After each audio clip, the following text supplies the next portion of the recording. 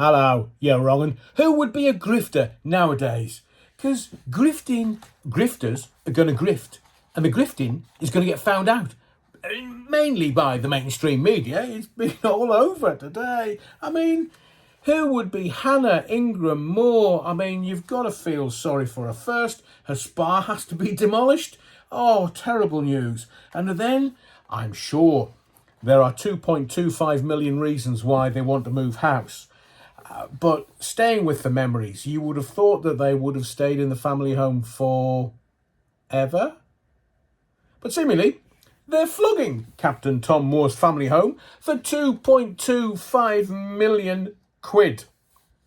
Not bad work, considering they admitted to Piers Morgan ages ago that they'd made about £800,000, and now might have cost a few bob to build that spa and rip it down. And now they're selling the family home, you know, the exact place where Captain Tom Moore did his laps. But Grifter's got a grift, showcasing her dad's achievements to sell the 7-bedroomed family home. So let's just have a look at that. Call me a cynical old tart. Adrian, you're a cynical old tart. But the brochure that you would be given on application for, well, I want to take a look at the house. And I'm quoting direct from the brochure. Owned by the family of Captain Sir Tom Moore, who spent his final years there raising money for the NHS during the COVID pandemic. Why mention it? So you can get the 2.25 million? And again, I quote from this brochure, a particularly special memory of our time here is of my father walking 100 laps of the garden to raise a record-breaking sum. Can you imagine using your dead dad, a national treasure for what he did, during an awful time, to flog your house? Sorry, the family's house that you inherited. Grift is gonna grift. So let's just leave that there and see if it eventually sells. The local council are not happy with them. That's why they had to pull down the spa.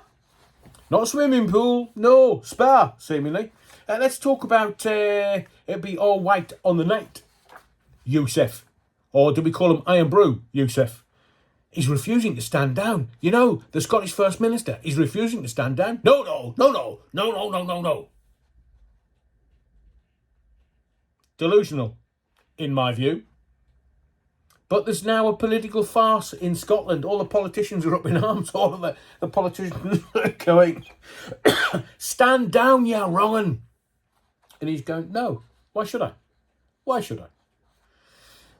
So let's dissolve all the devolved parliament and assemblies. Can you remember? It's all gone nuts in Wales. So the First Minister of Wales says, right, what we're going to do is we're going to make the maximum speed limit 20 mile an hour. And all the Welsh, after he's gone, have gone, hey, can we have 30 mile an hour, please? So they're going to change that little whimsy back up to 30 mile an hour. So, all white on the night, Youssef is going to eventually have 2 votes of no confidence. There's one already and one coming. So we're going to have, are we, a night of long knives? Or are all the Scots just going to go down to the pub and kick off and start fighting? All the Scottish members of Parliament. Holyrood. Well, let's sort it out. Let's go to one of the local pubs and just kick off. They're all corrupt and powerless. They're all at each other's throats. How does anyone, I mean, I'm struggling to put a sentence together because it's so incredulous how these politicians are so out of touch with the man and woman on the street. They're leaderless. They're rudderless. How about Alex Salmond as the new First Minister of Scotland? Anyone? Hands up at the back. In the comments if you wish. Is this all just political shenanigans? And Alex Salmond is going to ride to the rescue like Rob Roy and he's going to help everything out. You couldn't make it up. Unless you're taking a few bob. In the... No, sorry. So, let me just say this. It's more erudite than I. Power corrupts Absolute power corrupts absolutely. I'm not moving, I'm not moving, I'm not moving. So today, it could be viewed as a bit of a bribe for the Scottish people. It'll be our white on the night. Youssef has given £80 million for affordable housing over 2 years. What's that to make him look good? Behave, man. Talking to politicians, as I wasn't, let's look at Sir Keir Starmer. Is he scaring you yet? Or the Labour Party? They're going to renationalise the railways. How much is that going to cost? Oh, they haven't told us yet. Obviously. So this is how they're selling it in to me and you. Fares could still rise. What? They're going to have a best price ticket guarantee. So passengers will always pay the lowest. Why don't they just make it one price then? Instead of having railway companies artificial it. If they're going to renationalise it, let's just say, right, this journey is going to cost you X amount. And will cost you X amount for the next 5 years. But you know what that means, don't you? Taxpayers are going to have to subsidise it. I travelled on Swiss and German railways, trains recently. They were efficient, on time, clean, and better by a country mile. Because in this country, this sceptred isle, you can't be guaranteed that the train is actually going to be running. You can't be guaranteed that the train is actually going to be running on time. Now, I would suggest that Britain's, or England's if you wish, Britain's trains are broken, a big rip-off, and a global embarrassment. Complaints are up 23%. Bless them. Only 2/3 of the trains arrived on time. Especially if you want to go somewhere. You have to think, oh, well, do I get that train or do I get an earlier train in case that train is cancelled, and if I get earlier one, at least I can sit and have a coffee for a while before I go to my meeting. You and I are propping up the rail industry, that's the taxpayers, by £21.1 billion. And do you know the Labour Party, who are propped up by the unions? They're never going to get rid of the unions. Now, let me just tell you something. That train drivers get an exorbitant amount of money paid to them. And if they do some nice 600 quid overtime shifts, well, then they can make 100 grand a year. Who would be the driver of a train? Both of us. Not that I'm being cynical at all. So, from the rail companies in this country, in the sceptred isle, Great Britain, it's not that great, let me tell you. Poor communication. Have you ever been standing on a platform and they go, oh, the next train is cancelled? So you're trying to find a member of staff going, look, I've got a meeting. How do I get there? Don't know. Well, evidently it's not by train because the next one's cancelled. When's the next one? Don't know. Never mind the poor communication. If you eventually get onto a train, and this has happened many times to both me and my close family, you have to stand up. You can't even get a bloomin' seat. Never on time, sometimes never running. The Europeans have apps, as I experienced in Switzerland recently. I could kind of order my seat that was guaranteed, and on a train that was guaranteed to be on time and scheduled. So I booked my seats in this country. I got there and just literally just breezed on, got me seat, and then I was at my destination a couple of hours later. Just amazing and wonderful. It's easy booking, seats for everyone, and most importantly, on bloody time. Now, you know that UK trains, that they close 60 seconds before departure. Why is that? So they don't end up injuring anyone and people are running for the train and get injured. So I never knew that they close the doors of a UK train 60 seconds before departure. The taxpayers are always bailing out massive nationalised industries. British Rail, let's ask a pertinent question. Who is profiting? Always follow the money, always follow the Benjamins.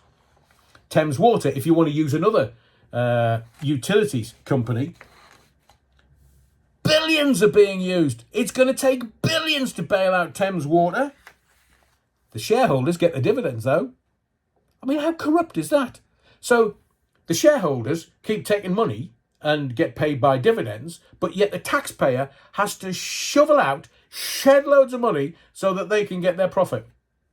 Ooh, that's corrupt.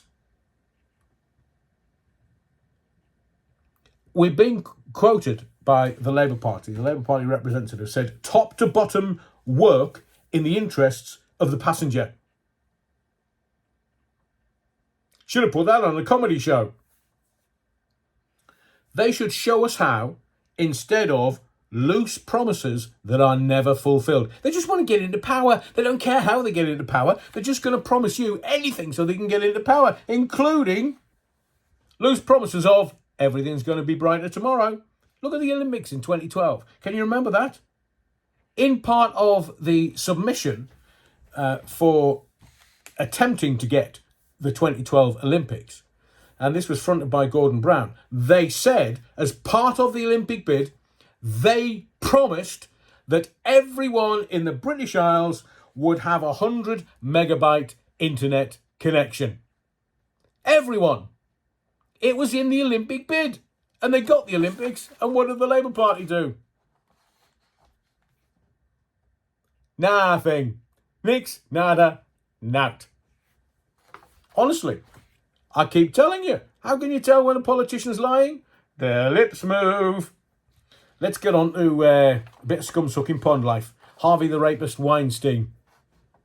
The appeal judges have just said that the cross-examination in his trial was highly prejudicial. The appeal judges state his character was destroyed.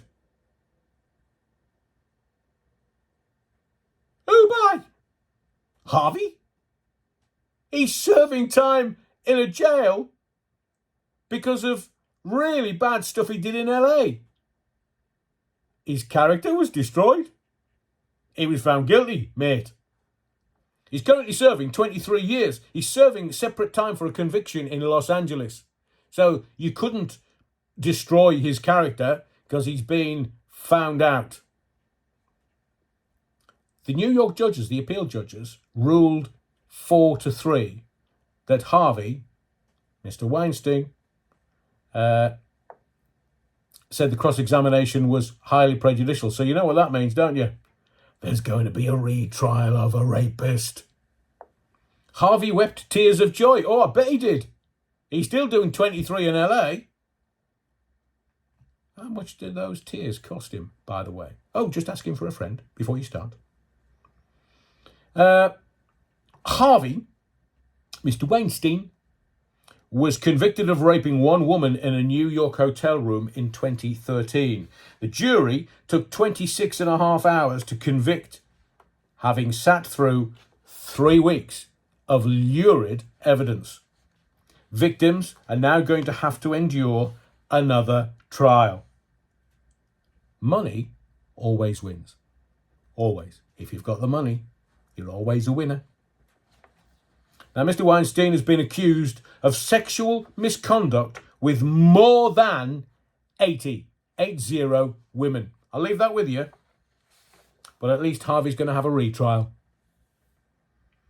You know, this feral country that we live in, everybody's shoplifting.